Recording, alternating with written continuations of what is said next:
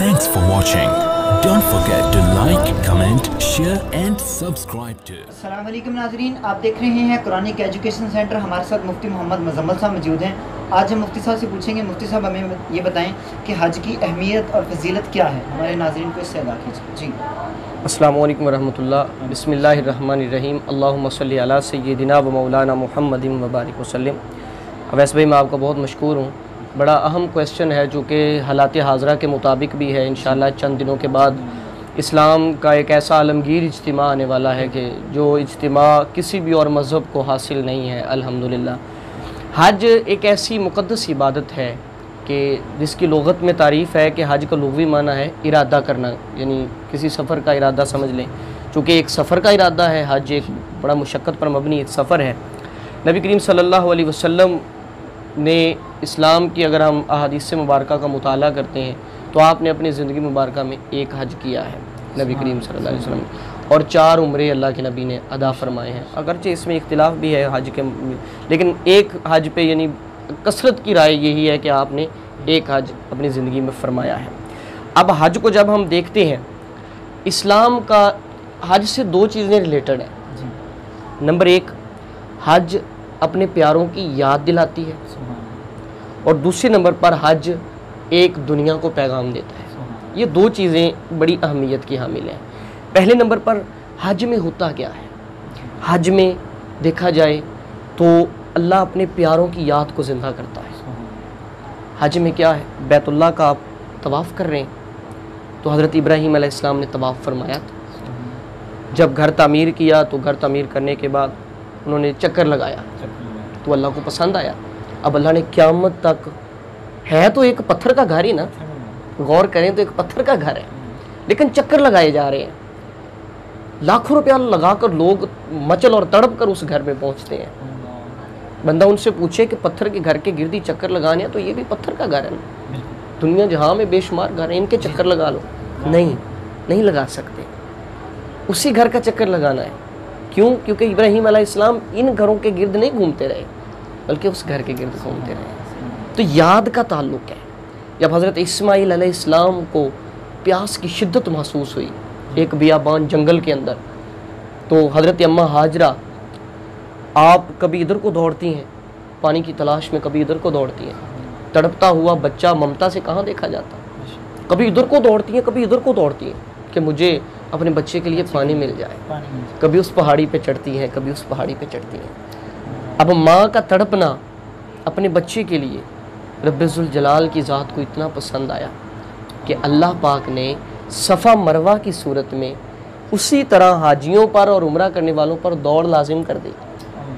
کوئی خاص حکمت نہیں سمجھ آتی، صرف یہی پوائنٹ اگر اجاگر کیا جائے کہ اللہ اپنے پیاروں کی اداؤں کو زندہ فرماتا ہے کہ بندی کا دوڑنا ادھر کو ادھر کو اللہ کو پسند آ گیا.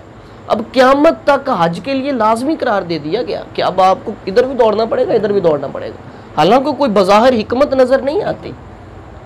تیسرے نمبر پر آپ عرفات کے میدان میں اتنا بڑا اجتماع ہوتا ہے، عالمگیر اجتماع ہوتا ہے، خطبہ ہوتا ہے حج کا. عرفات کے میدان میں کیا حکم ہے؟ جا کر وقوف کریں، وقوف عرفہ کہا جاتا ہے. اس کھلے میدان میں جا کر ٹھہر جائیں، کچھ نہ پڑھیں، کوئی تسبیح نہ کریں، کوئی ذکر نہ چاہے کریں، کوئی عبادت نہ کریں، لیکن ادھر ٹھہرنا ہے. جا کے مولا کیوں ٹھہرنا ہے؟ نہ کوئی تسبیح واجب ہے، نہ کوئی نفل واجب ہے، نہ کوئی ذکر واجب ہے، بس حکم ہوا کہ عرفات میں وقف کرو جا کے. کیا وجہ ہے؟ جب حضرت آدم علیہ السلام اور حضرت اماں حوا کو اللہ پاک نے زمین پر بھیجا تو دونوں ایک دوسرے کو تلاش کرتے کرتے عرفات کے میدان میں پہنچ گئے، اور جب انہوں نے ایک دوسرے کو دیکھا تو پہچان لیا. عرفات کا معنی بھی اگر آپ لفظ کو توڑ مروڑ کر کہیں لے کے جائیں گے تو معرفت حاصل کرنا، ایک دوسرے کی پہچان حاصل کرنا. تو عرفات کے میدان میں چونکہ اللہ کا بندہ اور اللہ کی بندی ملے، ایک دوسرے کی پہچان حاصل کی. فرمایا بس اسی نسبت سے عرفات کہا جاتا ہے، بس انہی کی نسبت سے یہاں پر جا کر آپ کو ٹھہرنا پڑے گا. تو آپ مختلف. اور دوسرا اس کا میسج جو ہے حج کا، بھائی چارے کا میسج ہے، اخوت کا میسج ہے. دیکھیں کہ آپ کو یہاں پر آپ کوئی بڑا آدمی، کوئی بڑا آپ بیوروکریسی میں آپ چلے جائیں، کوئی بڑا بزنس مین آپ دیکھ لیں تو وہ یہاں پہ ہزاروں نہیں لاکھوں کا لباس پہنے گا. ایک ریڑھی چلانے والا تو نہیں پہن سکتا نا. لیکن اللہ نے کہا ایک گھر ایسا ہے چاہے کوئی اربوں کا مالک ہے چاہے کوئی ریڑھی چلانے والا ہے، میرے گھر میں آئیں گے تو دونوں ایک لباس میں آئیں گے، دونوں نے ایک لباس پہنا ہوگا۔ دنیا کو یہ پیغام دیا جا رہا ہے کہ اللہ کے ہاں، میرے نبی کی خطبہ حجۃ الوداع کے الفاظ یہ تھے کہ نہ کسی عربی کو اجمی پر، نہ کسی اجمی کو عربی پر کوئی فضیلت ہے، نہ کسی گورے کو کالے پر اور نہ کسی کالے کو گورے پر فضیلت ہے۔ اللہ کے ہاں جو معیار ہے وہ تقویٰ ہے، جو تقوی میں اعلیٰ ہے وہ ریڑھی چلانے والا ہی کیوں نہ ہو وہ اللہ کی بارگاہ میں مقبول ہے، اور جو تقوی میں گرا ہوا ہے، تقوی کو حاصل نہیں کر پا رہا، وہ کروڑوں اربوں کا مالک ہو، اللہ کو ان چیزوں سے کیا غرض؟ اللہ کسی کا محتاج ہے؟ نعوذ باللہ، اللہ تو سارے خزانوں کا مالک ہے۔ تو حج کے اوپر ایک پیغام امت کو دیا جا رہا ہوتا ہے کہ یہ تمہیں ایک ایسا عالمگیر اجتماع دے دیا گیا ہے کہ اب ہم مختلف ریاستوں میں بٹے ہوئے ہیں، پاکستان الگ ریاست ہے، ترکی الگ ریاست ہے، مصر الگ ریاست ہے، مختلف اسلامی ممالک بنے ہوئے ہیں۔ کوئی ایسا پلیٹ فارم ہو کہ جہاں پہ یہ سارے اسلامی ممالک اکٹھے ملیں، تو وہ حج کی صورت میں اللہ نے ہمیں ایک بہت ہی خوبصورت تحفہ عطا فرمایا ہے۔ ہمیں اس اجتماع کو فعال کرنا ہوگا، ہمیں اس اجتماع کی برکتیں رحمتیں سمیٹنی ہوگی، ہمیں اس اجتماع کے ذریعے امت مسلمہ کو یکجا کرنا ہوگا، جو ہم نہیں کر پا رہے۔ اس اجتماع کے ذریعے ہم نے امت مسلمہ کو ایک پلیٹ فارم پر ایک آواز بنا کر ایک جسم کی مانند کھڑا کرنا ہوگا، تاکہ دنیا کی کوئی بھی طاقت مسلمان کے آگے ٹھہر نہ سکے۔